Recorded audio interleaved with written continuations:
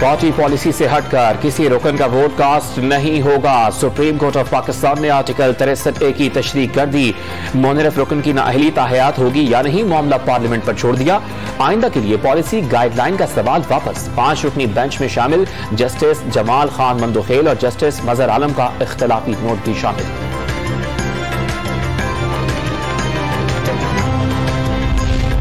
Tehreek Insaf सदारती reference पर supreme court के फैसले पर खुश। फवाद चौधरी ने मरकज में शहबाज शरीफ और पंजाब में हमजा शहबाज की अक्सरियत खत्म होने का दावा कर दिया।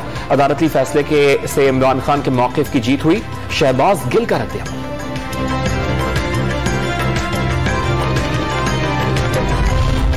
तहरीक इंसाफ की हमजा शहबाज शरीफ की हलफ बर्दारी के खिलाफ दरखास्त समाअत के लिए मंजूर। सूबे में आईनी बहरान खत्म करने के लिए फैसला जल्द सुनाया जाएगा। जस्टिस शाहिद जमील के रिमार्क्स।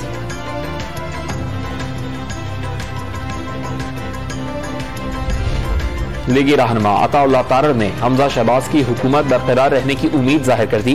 तहरीक इंसाफ पर आईनी बहरान को तूल देने का इल्जाम। गवर्नर पंजाब को वजीर आजम इमरान खान का जाती मुलाजिम करार दे डाला।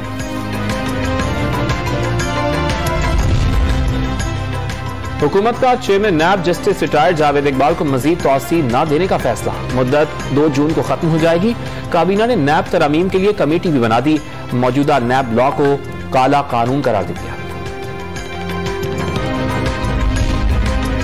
लीगी रहनुमा ख्वाजा आसिफ ने 48 घंटों में इलेक्शन के ऐलान की बातें ख्याली करार दे दी। इंतखाबात सितंबर या अक्टूबर तक होने का इम्कान भी जाहिर कर दिया।